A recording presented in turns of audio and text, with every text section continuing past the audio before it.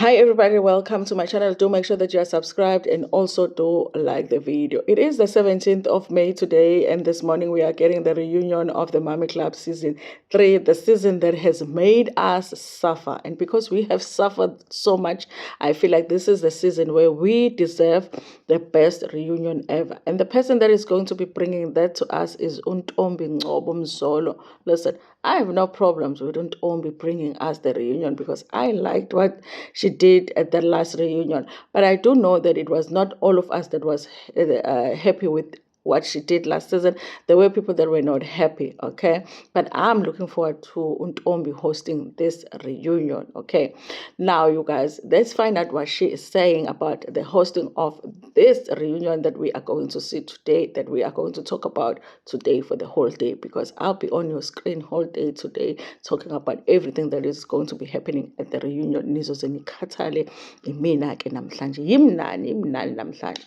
So listen, you guys, over and above talking about the reunion, she just talks about how it feels now where she is with her career. If you are somebody that likes Untombi and what she has done in the industry, of course, you guys, this is a nice article to read through and just to learn more about her. And also, if you just like reading, okay, because nowadays, do we even read or we just scroll? Okay, and there's also AI now. You can actually take the article, put it on AI, and AI reads for you. The way that we have become lazy. Okay, so this is what the article says. By the way, it's written by Constance Hanahomo for News 24. So it says here, seasoned entertainer and personality or TV personality Untombi Ngcobo Mzolo steps back into the hosting seat of the Miami Club reunion.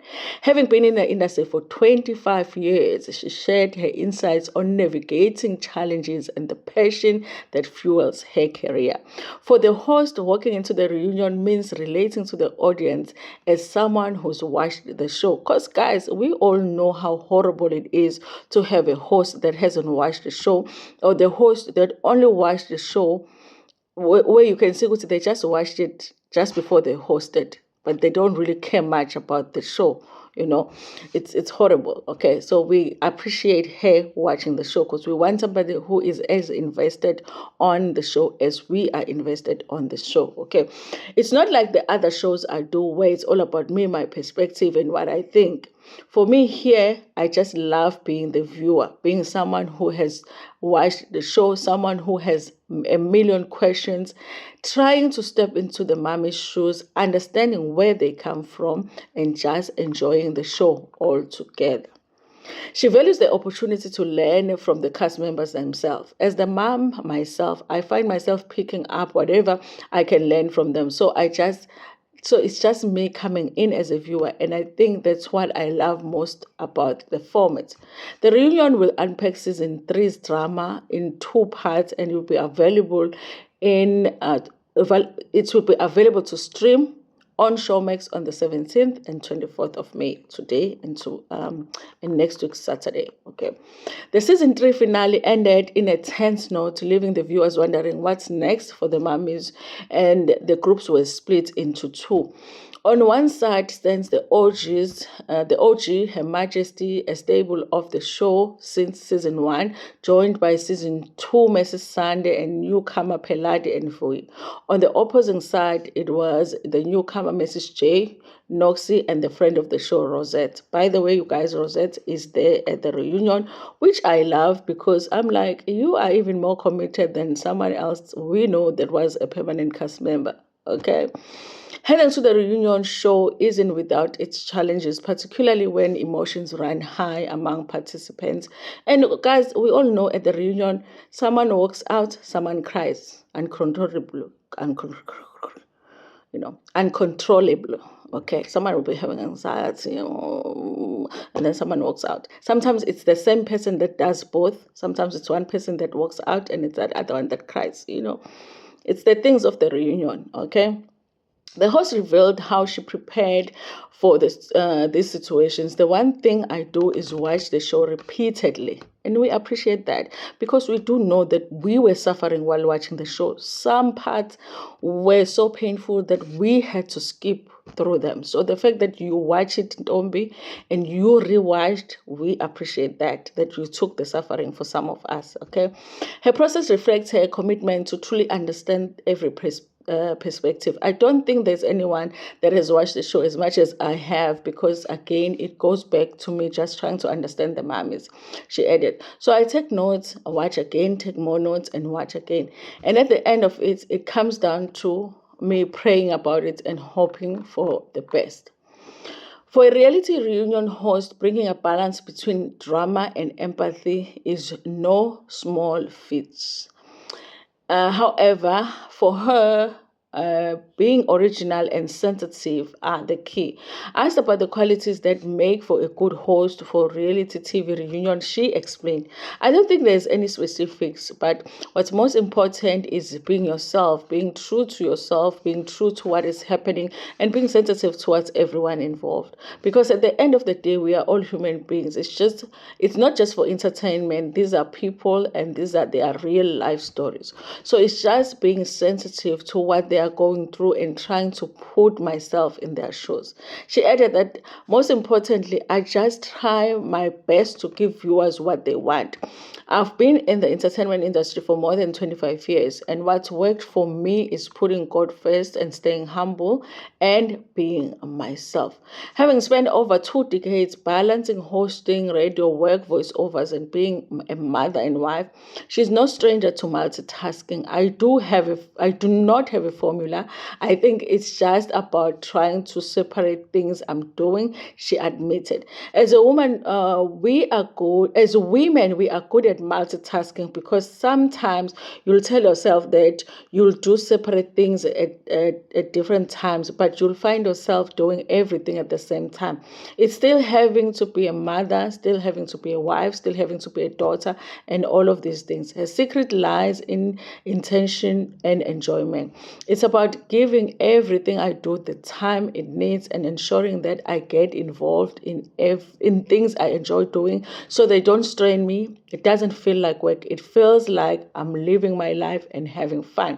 She continues, I think the bonus is that I am a people's person. I'm a December baby. I'm all about having fun. I'm all about getting to know people. And I speak a couple of languages because I love learning about other people's cultures.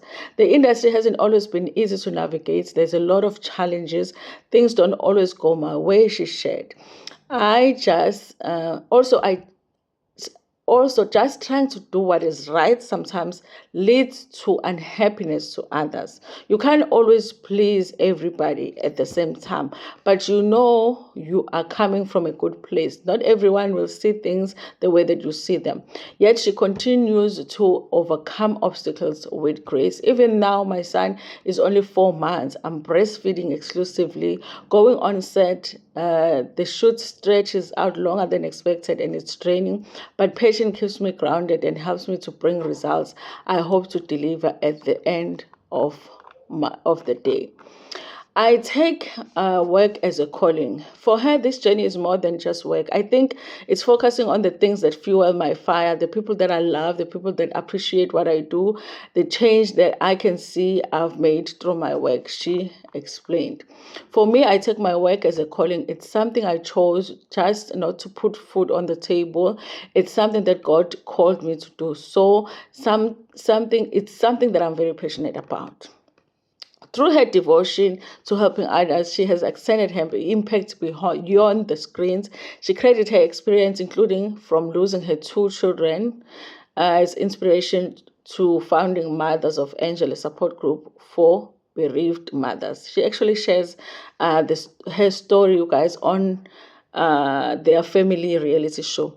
And I'm so glad that family decided not to do season 2 of the show, because their show was so good. They could have done season 2, but I felt like the reality TV curse was going to follow them, because they were such a peaceful family, peaceful, loving family. If they did season 2, then they were going to have to start fighting with each other, which is what happens when you do a reality show. So I'm so glad that that family did not do another season of that show, even though I loved them. I loved the Fuzos on our screen.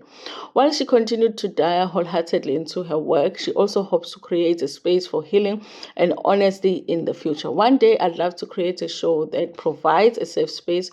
People are so broken, and I want to help them address what's holding them back and find peace.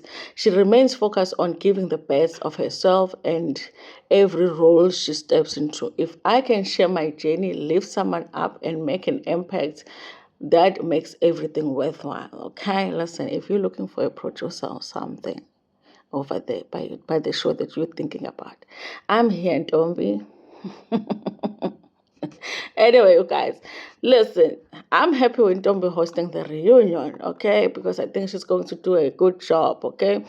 But let's wait and see how it goes. I think it's going to be a good one because nothing can be worse than their season. Nothing can be worse than the season. That's a good thing about having a bad season. It's like the reunion cannot be worse than the season, okay? Anyway, you guys, thank you so much for watching this video. Please like it before we're gonna share it with your friends, with your family, and even with strangers. Cool.